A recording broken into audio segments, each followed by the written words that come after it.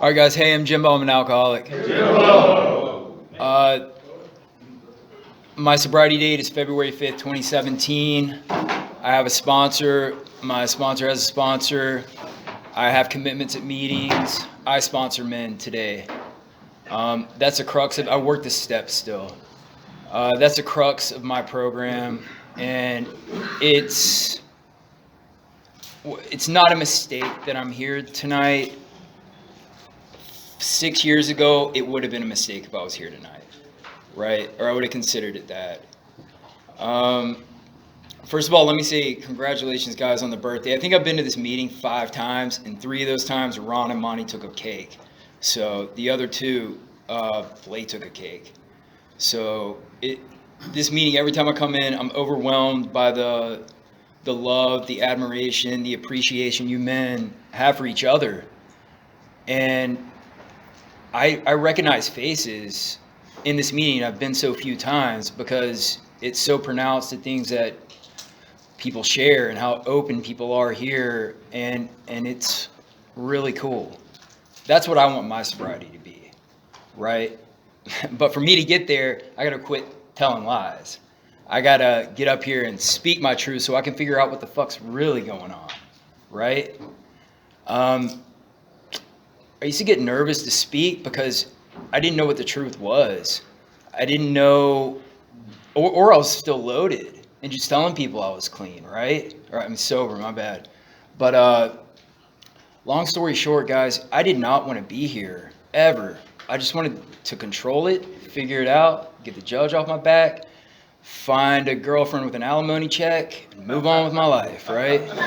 That's it. And I did it for a long time. Until I didn't, until I couldn't anymore, you know.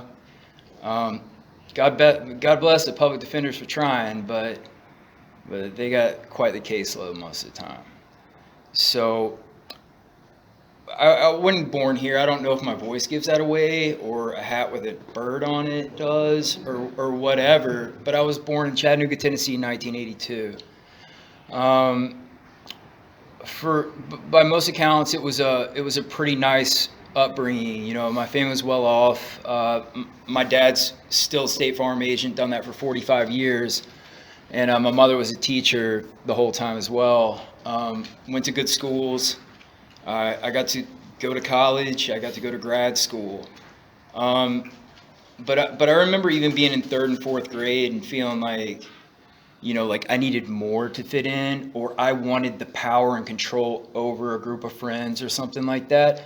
So my first hustle was selling Playboys, and it was a good one, you know, in like 4th or 5th grade.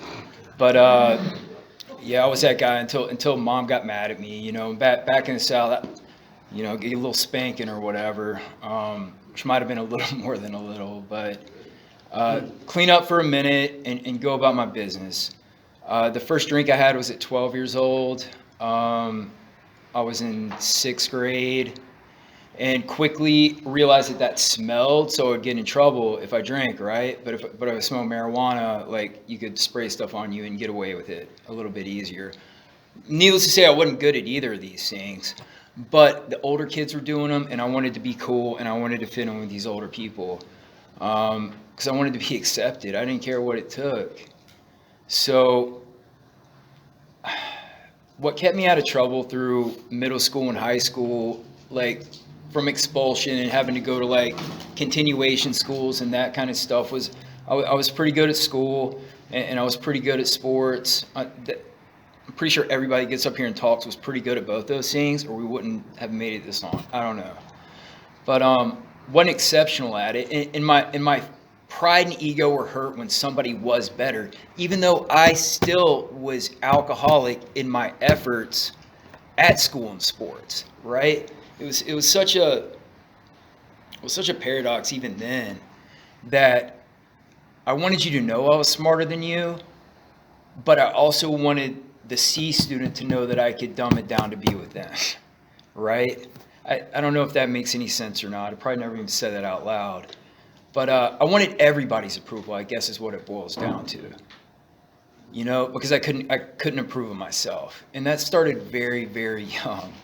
And continues up to 40 today. in some aspects. I work on respecting other people because sometimes I struggle to respect myself. I don't get loaded. I don't go get drunk no more, but I definitely act out in ways that are not appropriate of, a regular ass 40-year-old man, which is what this program and the promises, the way that I read them, promise me to be. Like that productive member of society that just blew my mind on how men and women get there. Like I have no idea how that happened. College didn't teach me that. Grad school didn't teach me that. Jobs didn't teach me that. One thing, I couldn't hold one for very long. So this program has given me that opportunity, and I still fall quite short more times than not. So anyway, like with school and sports, I was able to have some kind of design for living, right? That kept me going, I guess, perpetually moving forward until I was 24 years old and graduated from University of Tennessee with a master's in business administration. Listen, let's go back. I went from 22 not knowing what the shit I was going to do. I went with graduated college and I'm going to be a handyman. Like I'm just going to help this lady out for a summer. I was in love with a girl and stuff like that. But I didn't know how to like get a real job. I could work in a bar or a restaurant, or I could like take cash from this lady and help her move some stuff around, shuffle papers. And that's what I chose to do. And when that job was coming to an end, I had to make a decision. Like, how do I stay on my parents' payroll, or how do I grow up? And it was an easy answer. I'm going to go to grad school for this, right? And so I did. And that took me another 2 years. The school gave me a scholarship. They allowed me to work on campus. And that really allowed me to drink a whole lot. Like regular ass college was easy. I mean, it was hard. Grad school was easy because everything was a group project. And you know what I got good at? I'm the delegator. I'll be the leader of this shit. Y'all do all the work. I'll go up there and talk about it every once in a while, right? And that was 2 years. That's how I got done with it. I guess that's what an MBA is good for. It's just telling other people what the fuck to do. But anyway, man, I didn't use it for anything. So I didn't use it for a single thing except to drink more for those 2 years. So once again, I come to an ultimatum on my life. Am I going to grow up now? What am I going to do? And I was incapable because I was already sick with it. I was 24 years old. I was an everyday drinker. Other substances were involved. I'd started to get in a little bit more trouble. Nothing serious, just like possessions or like DUI or something like that. Nothing too bad, or so I thought, except that it follows you forever. So anyway, I entered my first treatment somewhere around, I was like 26 years old, right? And I was like, jackpot, man. Like, there are girls just as messed up as me here, And guess what? They all had an alimony check, so I had my pick, It was awesome. And I got a girlfriend for the next couple years out of that, and it was real healthy. And She says with a smile. yeah, hey, she wanted to get her life together also in the methadone clinic. I gave her the benefit of the doubt. So anyway, it didn't work out, and I ended up much like Ron back there shared. It was I see my dad cry twice. So Monty, thank you for talking about your emotions. Like I don't still. I wonder if I'm broken sometimes because all I get is like shutdown or anger, But I don't know. We're working on it, man. I believe that I can. I'm just not there yet. I'm not as seasoned. I'm not as gray in the beard yet. So I don't know. I see my dad cry twice. And the first time was when I was in a hospital bed, after a pretty close call. And all I remember that experience from like 5 or 6 days in there was people coming and saying hi to me. And I was like, shit, I'm popular, Little did I know how close it had actually come, and people were actually coming to say, well, at least I saw him one more time, And that's what it was. And it was probably about 2 months after that, let's say that was the end of 2012, that I got out here. They told me, I signed my power of attorney away to my family. I was 30 years old, and I came out here to treatment one more time. And I went to the Bishop Gooden Center, and they gave me every opportunity in the world to get this thing. And all I wanted to do was get a letter for a judge back in Tennessee so I could keep on just bullshitting around. Like, I didn't know how to be an adult, obviously, so I'm going to be the best kid there is, right? But being a kid in your adulthood, like, I'm watching people die today. I had 2 phone calls last week of people that are, more or less my age. One of them I grew up with, one of them I met in the rooms out here. It's not here anymore. It's sad, but I use it kind of as a reminder to myself. It made me sad the first couple times. Somebody got loaded, made me sad, right? Made me real sad. Somebody died, made me sad, made me real sad. And I would sit in it for a minute. But today I've learned that the optimistic view for my self-care is don't be dead like that dude.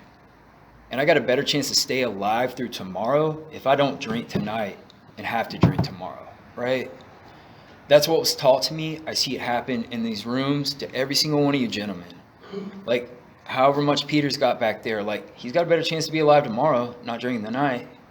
Same as Ron with 30-something years. Same as me with, God willing, 6 in February. But I got out here. I thought, the geographic or whatever they call it, I guess I should call it that too, because that's exactly what it was. Didn't change shit, man, because I was still in the mirror, still me in the mirror, and I wasn't willing to do any work. I was willing to lie to you and tell you I feel good and feel better about not doing dope and not drinking no more. But I was dying inside, just like itching to have the next one, right? And so I had the next one, and then I kept having the next one, and I kept having the next one, and I got in trouble for the last time, minus like an argument I lost. I got in trouble last time by the law in November of 2016, and I was like, sweet, whatever, man. They're gonna hold me for 30 days, and then they're gonna let me go to like Impact or let me go to some program. I'll get some more letters signed, and I was convinced of it, but the delusion was like up until the day they actually put me on the chain upstate, like the delusion was still there that I'm going to go home. And I didn't get to go home for 2.5 years. So on February 5th, 2017, they knocked on my door and told me you're going upstate. And the night before, I'm from the South, man. The Atlanta Falcons blew a 28-3 Super Bowl lead, and we got to watch it. And so I was loaded as heck, that night. Didn't feel too good in the cold rain of downtown Los Angeles on a ride to Wasco, chained to another dude, having to piss the whole way. Then I didn't feel too good. So did I make a decision at that moment to remove myself from drugs and alcohol? No, but I said, God, just protect me. Like, I was scared. I didn't know what was going to happen. And that was the first real prayer I might have made in my entire life. The rest was just wrote out of Bible study or something like that when I was a child. But that prayer, I remember it. I remember exactly, because any of y'all that been on that bus, you got to look out the window through the top. You can't really see anything, man, but you see the rain coming down. It's pretty disgusting. And how'd I get here? It's that how'd I get here moment. Not the whole time I'm sitting in the towers because I think I'm going home, but when they put me on the bus, how'd I get here? So anyway, one day turned into 2, not by choice, but because I had no way to get it in reception. I had no way to get dope. I had no way to have alcohol, and I was scared. And the only way I stay out of trouble is if I don't get loaded. If I get loaded, I get in trouble. All kinds of trouble. Like, it doesn't matter. I'll find new ways to get in trouble. Like, thus, continuing to dig, right? So a few months passes and they put me on another bus, right? And I'm a little bit sober at this point. I have some books. I have the Alcoholics Anonymous book, and I have the Bible, right? And being a great alcoholic, there's 164 pages in this book, so I'm going to bang through that one. This one is way too small print and way too freaking long, right? So the little bit I know about Alcoholics Anonymous, which was very little, which was absolutely nothing. You know, I had gone to meetings to get court cards signed. I had like shook your hand and asked you to be my sponsor, but I knew nothing at all whatsoever. And I banged through that book, and I wrote my sponsor letters, and I called my sponsor once a week, and he answered my telephone calls. Nobody else answered my telephone calls. First of all, I didn't call other people. I called my family sometimes, but I called my sponsor, and he answered the fucking telephone. I was too embarrassed to talk to anybody else, right? I was too shameful to talk to anybody except for my mother and father who would walk through this with me. I didn't have no old lady, right? She'd have left me anyway at that point. I had a sponsor in Alcoholics Anonymous who didn't turn his back on me, and I had a mom and dad that still loved me through all this shit. Albeit they enabled me the whole time. But my relationship with them is completely different today. It's not transactional anymore. It was somewhere between year 4 and now that like I talked to my dad about something besides Georgia football. I talked to him about relationships. I talked to him about my mom and his relationship because they've had their own problems. It's allowed me to help other men by having outside advice, outside opinion on things that aren't being stewed up here. Well, all right. If I don't ask somebody for help and I'm just going to solve this problem, like a real problem, man, not like, let's take that back. I swallowed a nail because I didn't ask anybody how to, that's a real true story. I'm hammering a nail up here and I swallow it because I have it in my teeth because I think I'm trying to be efficient, right? And that turned into a fight. Yeah, it's fun. You can laugh, dude. I can live through anything now, right? That was literally my attitude in the emergency rooms. I can live through anything now, right? Ego, pride coming in because I'm so stupid. I swallowed a nail and the girl made me go to the emergency room and get put to sleep and they pulled it out, right? Because I didn't ask somebody, what's the best way to hang this, door covering? I just, at 11:30 at night, it was really cold and I wanted to heat the place up. And so I did this. And thus, I swallowed a nail. But if I don't ask somebody about major life events or major life decisions that are coming my way, mind you, I'm 40 years old and making these decisions as an adult for the first time in my life. I behaved as a child until I was 34 years old and still do to this day quite a bit. I play softball for fun, right? Like, child's game. But I don't know. The biggest thing in this for me was telling the truth. Starting with one man I could tell the truth to. That's it. And now that truth has expanded, albeit I still, proceed with caution, so to speak. But being able to trust one man in these rooms, having more men that believed in me when I didn't believe in myself, allowed me to work through these steps, keep coming back to these meetings, these inconvenient meetings on Thanksgiving Eve, right? But there's literally nowhere else in the world I'd rather be right now. Maybe listening to one of y'all instead of me, but that's it. I worked the steps to the best of my ability. I was so scared to sponsor another man. So scared.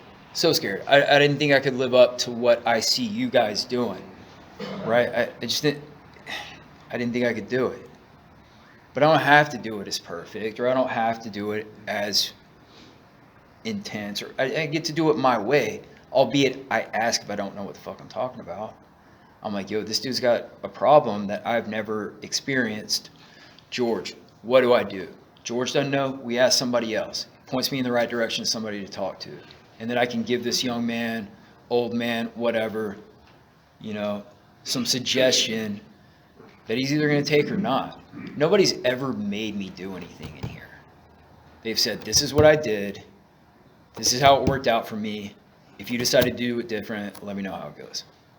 They've let me make mistakes, but they're there to pick me up when I take my will back and I do it my way. So I don't know, guys. That's really it on this one, man. Happy Thanksgiving. Congratulations on your birthdays. Thanks for letting me do this. This is really cool. That's it. Right on.